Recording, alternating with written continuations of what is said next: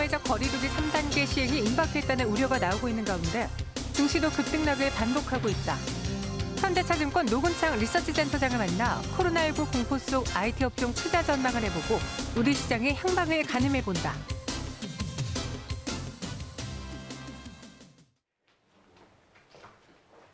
네, 특별 대담 시간입니다. 지금 리서치 센터장이 듣는다. 한국 증시 반등일까 하락일까에 대해서 여쭤보려고 하는데요.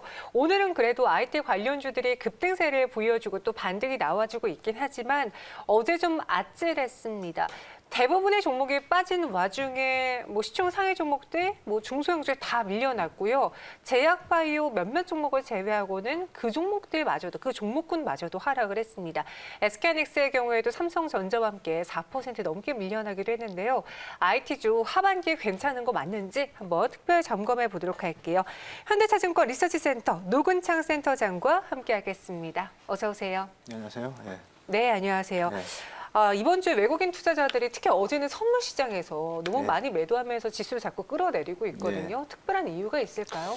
사실 신흥국 중에서 한국이 제일 많이 올랐고요. 네. 아시겠지만 코스피, 코스닥, IT 바이오가 또 저희 시가총액 상위에 포진되다 보니까 네.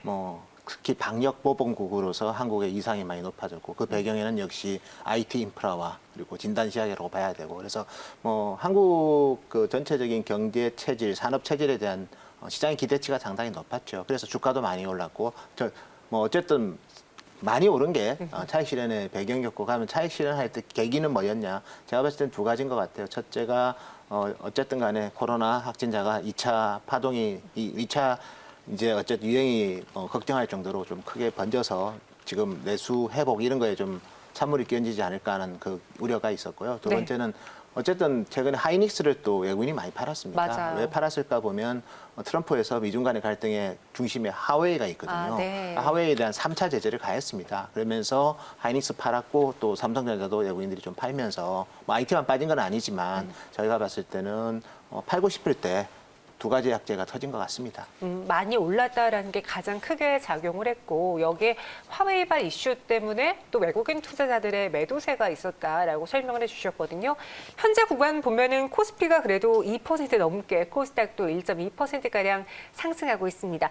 오늘장 반등에 대해서는 어떻게 보셨어요? 어차피 네. 이번 하락은 큰 그림에서 한국 시장은 여전히 저는 좋게 봅니다. 여전히요? 왜냐하면 시가총액 상위 4개 기업, 4개 산업이 다 여전히 건강합니다. 반도체든 바이오든 2차 전지든 여기에 언택트는 여전히 건강하고 여기에 우리가 가치주로 알았던 우리 현대기아차도 지금 보시면 다른 나라 완성차보다는 특히 내수 시장이 좋고 또 전기차에 있어서도 약진을 보이고 있기 때문에 한국의 성장주가 많다 보니까 가치주도 성장주의 색깔을 좀 있는 것 같아요. 그래서 여전히 한국 증시의 펀더멘탈은 여전히 다른 나라보다는 양호하고요. 여기에 유동성이 많이 풀려 있고 또 미국의 기본적인 스탠스도 2022년까지는 제로금리 기조를 유지할 거고 유동성에 대해서는 양적 완화의 레벨에 대해서는 조금은 저울질을 하겠지만 그렇다고 해서 제로금리 기조가 바뀌지는 않을 거고 또 미국 대선도 있기 때문에 저희는 여전히 시장은 오늘 반등하는 건 어제 많이 빠졌으니까 네. 자연스러운 반등으로 보고 있고요. 여전히 고점은 좀 더 이어질 것으로 보고 있습니다.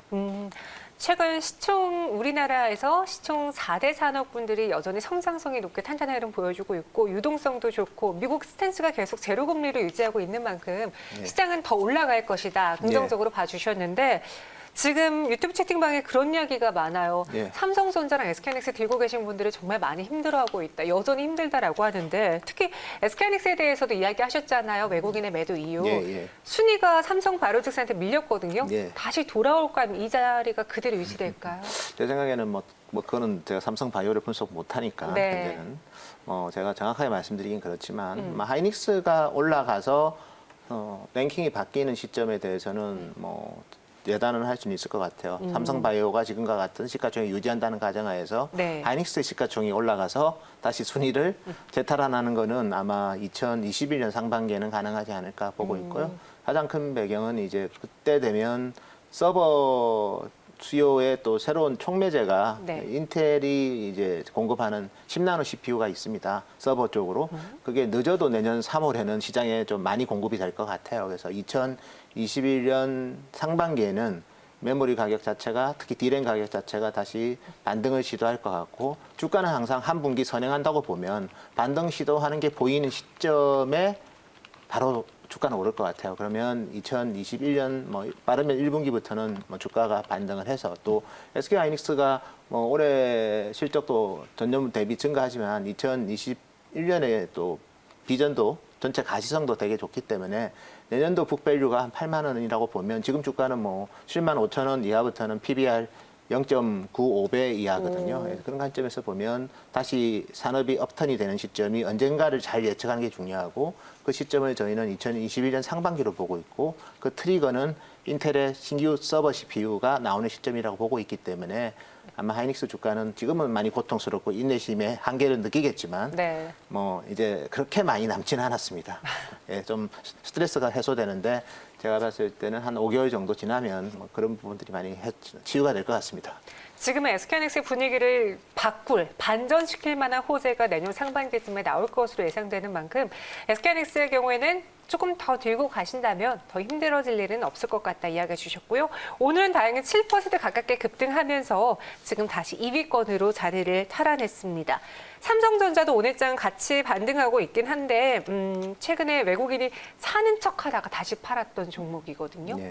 삼성전자는 무엇이 중요할까요? 삼성전자는 지금 하반기는 네. SK하이닉스랑은 좀 차별화가 되는 게 메모리 반도체 사이클은 똑같아요. 네. 가격 하락 사이클을 경험할 거고 2021년 상반기에는 다시 상승 사이클을 경험하는데 그렇지만 그것만 있는 기업은 아니잖아요. 요즘 말 많았던 파운드리 그리고 저기 이미지 센서를 필두로 하는 시스템 반도체 여기에 또 갤럭시 Z 폴드가 이제 점점점 공개일이 임박했지 않습니까? 공개가 아니고 출시일이. 그래서 저희가 봤을 때는 삼성전자는 갤럭시 Z 폴드의 성과가 의미 있게 나오고 그리고 다른 사업부들의 어쨌든 그런 신규 계약들이 또 가시화되고 여기에 아마 3분기는 IM하고 삼성의 그 가전사업부, CE 사업부가 생각보다 실적이 좋을 것 같습니다. 네. 일단 스마트폰 출하량 자체가 뭐 노트 20의 성과는 좀 뒤에 저희가 평가를 하더라도 3분기 스마트폰 출하량이 한 8천만 대 정도 예상되고요. 2분기보다 한 거의 2,500만 대 이상 증가할 것 같고 여기에 마케팅 비용 자체가 과거보다는 많이 좀 효율적으로 집행이 되는 환경이 됐습니다. 특히 네. 가전제품도 이제는 온라인 판매 비중이 좀 올라가면 그렇게 돈을 많이 안 써도 되거든요. 그래서 아마도 삼성전자는 3분기에 반도체 실적은 좀 실망스러울 수도 있겠지만 다른 사업부에서 아마 실적을 견인을 해서 시장 예상치를 상회하는 실적이 나오는 시점에 주가는 한 번 더 반등할 것 같습니다. 시장에서 딱 두 축을 꼽으라고 하면 이제 한 대장은 IT고 한 대장은 제약바이오입니다. 그만큼 많은 분들이 주식을 잘 몰라도 사고 또 접근하는 게 IT주인데 최근에 주가 하락으로 인해서 손실이 커지셨을 거예요. 하지만 반등할 수 있다라는 의견 주셨고요. 뉴욕 시장으로 좀 시선을 돌려보자면 애플은 정말 부러울 정도로 너무나 잘 가고 있습니다. 2조가 아니고 2조 달러잖아요. 예. 우리가 생각지도 못하는 그만 어마어마한 수준인데 우리 시장에서는 IT주가 왜 뉴욕 증시의 IT주와 좀 다르게 움직이고 있는지 디커플링 현상인지 좀 궁금해요. 우리나라 IT는 뭐 좀 컴포넌트 개념이 강하죠. 네. 메모리 반도체를 필두로 해서 디스플레이를 필두로 해서 뭐 그렇게 완제품에서 애플 같은 그런 뭐 브랜드 선호도를 갖고 있는 기업이 물론 삼성이 충성심은, 잘하긴 네. 하지만 네. 애플 정도의 그런 어떻게 보면 그런 명품 이미지는 좀 차이는 분명히 있는 것 같고요. 네. 그다음에 이제 미국은 또 IT주들이 주로 보면 서비스 업종이 많죠. 아마존이든 예를 들어서 뭐 페이스북이든 이런 서비스 업종이 많고 여기에 그쪽은 또 보면 CPU, GPU 만드는 어떻게 보면 두뇌 역할을 하는 그런 쪽이 많다 보니까 수익성의 변동성이 한국 반도체보다는 좀 적습니다. 그런 부분들도 프리미엄의 이유가 되는 것 같습니다. 네. 그리고 미국 화웨이 이야기가 계속 나오고 있잖아요. 3분기에 IT주들을 좀 힘들게 만들까요? 아니면 별개로 봐야 될까요? 예전에는 화웨이 이슈가 터졌을 때 오히려 반사이익을 얻을 수 있다고 국내 기업들이 또 오르기도 했거든요. 네. 해석하기 나름인 것 같아요. 반사이익은 뭐 삼성 스마트폰은 반사이익을 받을 건데 네. 이제 우리나라 IT 산업의 프라핏을 결정하는 큰 요소는 반도체인데요. 반도체는 하웨이란 큰 거래선이 이제 전체 수요에서 사라질 때 네. 수요가 사라지기 때문에 그렇죠. 공급이 가능이 돼버리는 겁니다. 그래서 메모리 가격 하락에 좀 더 가속도가 붙는 거고 또 작년에 하웨이는 설마 저렇게까지 3차 대전까지 해서 완전히 이제 시장에서 축출하는 것까지는 우리가 생각 안 했죠. 왜냐하면 미중 간의 협상의 하나의 그 어떻게 보면 매개체로서 하웨이를 괴롭힌다고 생각했지 네. 지금처럼 완전히 이제 제거시키는 정도로까지 생각 안 했기 때문에 이번에 주는 충격은 실질적인 수요단에도 좀 영향을 줄 것 같고 네. 그리고 스마트폰이라는 게 그렇습니다. 이 회사 앞으로 없어진다고 하면 그 회사의 신제품 안 삽니다. 그렇죠. 그런 차원에서 하웨이가 또 하웨이 제품에 대한 선호도가 워낙 중국 이런 데서 높았기 때문에 하웨이 제품이 사라진다고 해서 바로 오포, 비보, 샤오미로 사지는 않을 거예요. 아마 그 회사 제품을 살려면 조금 좀 서로 헤어지기 위한 이별 준비를 좀 해야 될 것 같아요, 중국인들도. 네. 그런 차원에서 보면 하면 하웨이가 못 사면 애플을 사야 되는데 애플과는 지금 뭐 하웨이를 때려잡는 게 미국인데 그렇죠. 아이폰에 손이 가지는 않을 것 같아요, 하반기에는. 예. 그럼 국내 IT 업종만 딱 떼어놓고 봤을 때 3분기에는 흐릴까요? 맑을까요? 어떻게 보세요? 3분기는 반도체를 제외하고는 맑을 것 같습니다. 반도체를 제외하고는요? 네, 삼성 스마트폰은 제가 말씀드린 것처럼 8천만 대 정도가 네. 지금 출하가 예상이 되고 그다음에 디스플레이 패널 쪽도 지금 가격이 좀 반등을 하고 있고 LGD 같은 경우에는 또 올레드의 강조 공장을 어쨌든 램프업을 하고 있기 때문에 반도체 관련주들은 좀 안 좋는데 사실 우리나라 IT의 뭐 상당 부분이 반도체이기 때문에 그러니까요. 평균으로 보면 좀 네거티브가 있겠지만 그래도 나머지 IT는 좀 생각보다 괜찮을 것 같습니다. 그럼 비메모리 반도체 분야 쪽은 어때요? 그쪽은 삼성이 지금 우리 비메모리 하면 뭐 크게 AP가 있고 이미지 센서가 있고 파운드리도 농담하게 서비스 그거는 제품이기 때문에 좀 다르긴 하지만 이번에 또 그런 제품들을 파운드리 많이 하기 때문에 비메모리 쪽은 실적은 좋은데 다만 이제 비메모리만 하는 회사들이 없잖아요. 네. 메모리도 같이 섞어서 하기 때문에.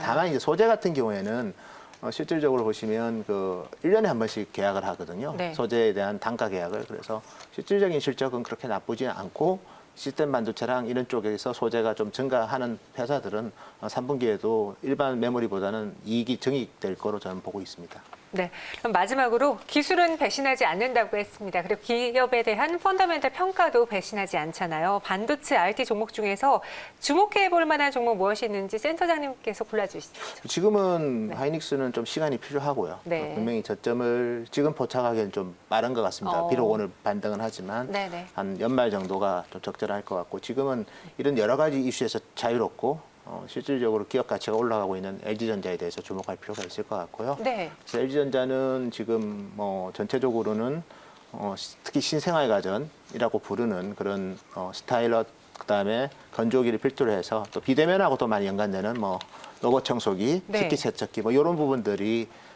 핵심 캐시카우가 원래 생활 가전인데 거기서 이제 파생돼서 나오는 제품들까지도 이익 기여도가 크기 때문에 이번 시기에는 LG전자에 대한 주목이 필요한 것 같아요. 물론 주가는 많이 움직이긴 했는데 네. 제가 봤을 때는 체질적으로 회사가 많이 좋아지는 그림으로 가고 있다. 그렇게 말씀드릴 수 있을 것 같습니다. 저도 차트를 보니까 삼성전자, SK하이닉스, LG전자 세 가지를 비교한다면 LG전자가 주가 상승으로는 대장이었어요. 외국과 기관 투자자들의 순매수도 이어지고 있는데 근데 그런 이야기가 있더라고요. LG전자가 계속 발목을 잡혔던 스마트폰 사업부를 적는다, 정리한다 그러는데 아직 그에 대한 확실한 내용은 없는 건가요? 사실 기업의 전략적인 의사결정을 저희가 언급하기는 좀 한계가 있는 것 같고요. 네. 다만 이제 제가 드릴 수 있는 얘기는 LG전자의 스마트폰이 앞으로는 어떤 형태로든 LG전자의 다른 사업부의 발목을 안 잡는 수준에서 네. 아마 운영할 가능성이 있는 것 같습니다. 네, 리스크 요인에서 벗어나고 있는 LG전자인 것 같네요.